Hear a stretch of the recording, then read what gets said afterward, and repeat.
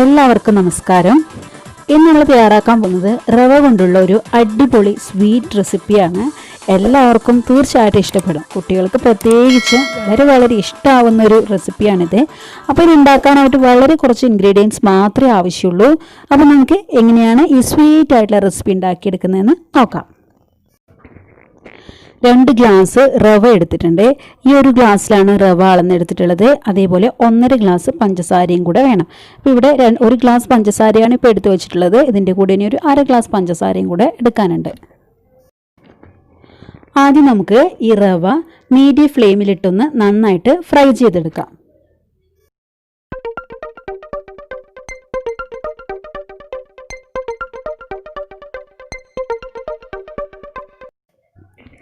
ഇപ്പോൾ റവ നന്നായിട്ട് ഫ്രൈ ആയിട്ടുണ്ട്. അത് നമ്മൾ ഇതുപോലെ ഇളക്കി കൊടുക്കുമ്പോൾ തന്നെ നമുക്ക് കറക്റ്റ് മനസ്സിലാവും. അതിങ്ങനെ സ്മൂത്തായിട്ട് അങ്ങോട്ടും ഇങ്ങോട്ടൊക്കെ തെന്നി മാറുന്നുണ്ട് അല്ലേ. അപ്പോൾ ഇനി ഇതിലേക്ക് നമ്മൾ ചേർക്കാൻ പോകുന്നത് 2 ഗ്ലാസ് പാലാണ്. അപ്പോൾ ഈ റവയും പഞ്ചസാരയും ഒക്കെ അളന്നെടുത്തിട്ടുള്ള അതേ ഗ്ലാസ്സിൽ തന്നെ 2 ഗ്ലാസ് പാല് അളന്നെടുത്ത് ചേർക്കുന്നുണ്ട്.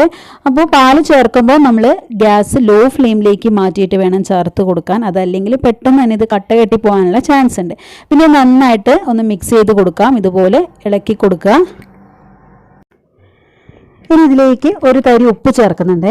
പിന്നെ ഒരു ടേബിൾ സ്പൂണോളം നെയ്യ് കൂടെ ചേർത്തിട്ട് നന്നായിട്ടൊന്ന് മിക്സ് ചെയ്തെടുക്കുക. അപ്പോൾ നന്നായിട്ട് മിക്സ് ആവണം. അപ്പോൾ നമ്മൾ ലോ ഫ്ലെയിമിൽ വെച്ചിട്ട് തന്നെ നന്നായിട്ട് ഇതുപോലെ മിക്സ് ചെയ്തെടുക്കുക.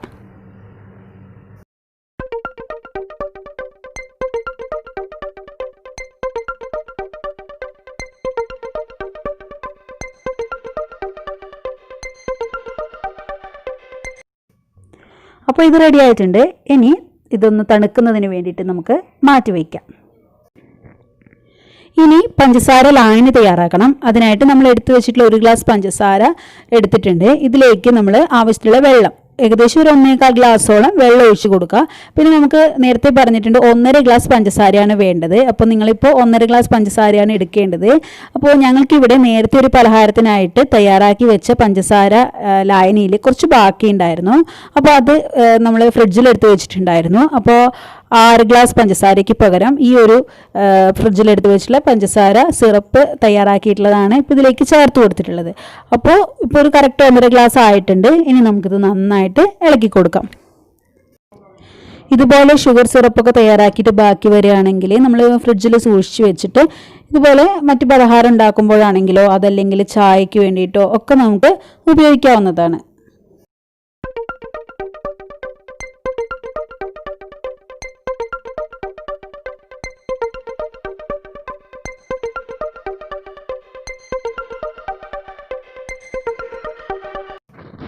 നമ്മുടെ സിറപ്പ് റെഡിയായി കഴിഞ്ഞു. ഒരു 3 മിനിറ്റാണ് ഇപ്പോൾ ഈ സിറപ്പ് റെഡിയാക്കാനായിട്ട് എടുത്തിട്ടുള്ളത്.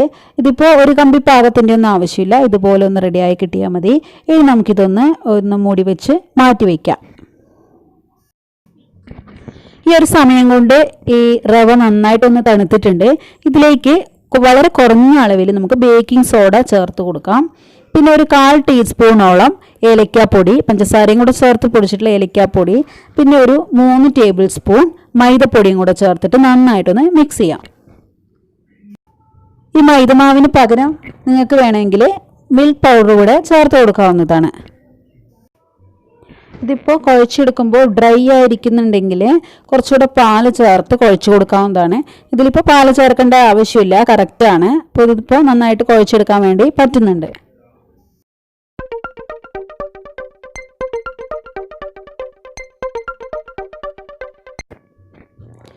അപ്പോൾ ഇത് നല്ലപോലെ കുഴച്ച് നല്ല സോഫ്റ്റായിട്ട് കുഴച്ച് റെഡി ആയിട്ടുണ്ട്. ഇനി നമുക്ക് ഇതിങ്ങനെ കുറച്ചായിട്ട് എടുക്കുക. ഇങ്ങനെ ഒന്ന് റൗണ്ടായിട്ടോ അതല്ലെങ്കിൽ ഒരു വടയുടെ ഷേപ്പിലോ ഏതൊരു നിങ്ങൾക്ക് ഇഷ്ടമുള്ള ഒരു ഷേപ്പിലേക്ക് ഇതുപോലെ ഓരോന്നായിട്ട് എടുത്ത് മാറ്റി വയ്ക്കുക.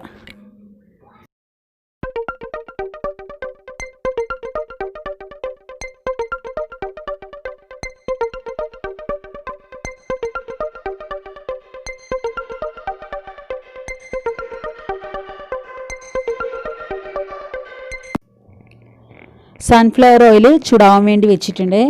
മുഴുവനായിട്ടും നമ്മൾ അതിൻ്റെ ഈ ഒരു റൗണ്ട് ഷേപ്പിലും ചിലതൊക്കെ കുറച്ച് നീളത്തിലാണ് ഉണ്ടാക്കി വെച്ചിട്ടുള്ളത്. നമുക്ക് എണ്ണ ചൂടായിട്ടുണ്ട്. ഇനി ഇതിലേക്ക് നമുക്ക് ഓരോന്നായിട്ട് ഇട്ട് കൊടുക്കുമ്പോൾ മീഡിയം ഫ്ലെയിമിലേക്ക് മാറ്റുക. അതല്ലെങ്കിൽ പെട്ടെന്ന് തന്നെ അതൊന്ന് കരിഞ്ഞു പോകാനുള്ള ചാൻസ് ഉണ്ട്.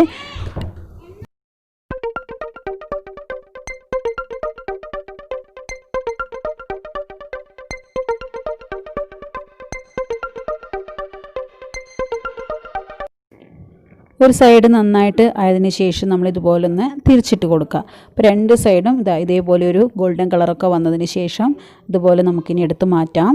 ഇതേപോലെ നമുക്കിനി ബാക്കിയുള്ളതും കൂടെ ഒന്ന് ഫ്രൈ ചെയ്തെടുക്കാം.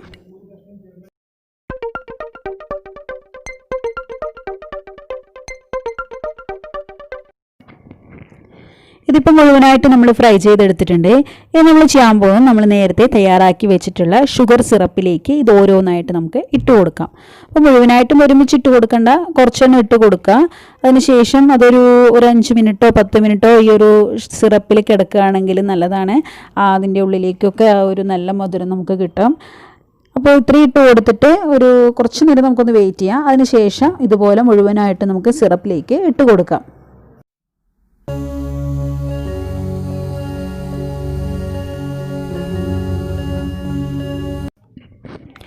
കുറച്ച് നേരം നമ്മൾ ഈ സിറപ്പിൽ തന്നെ ഇട്ട് വച്ച ശേഷം ഇനി നമുക്കൊരു പാത്രത്തിലേക്ക് മാറ്റാം.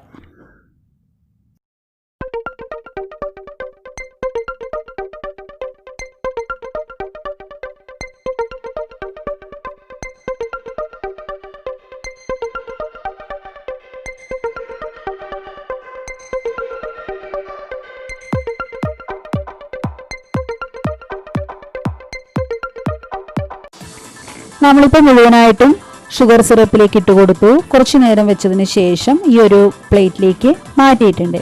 ഇതുപോലെ നിങ്ങളും തയ്യാറാക്കി നോക്കുക, നിങ്ങൾക്ക് തീർച്ചയായിട്ടും ഇഷ്ടപ്പെടും.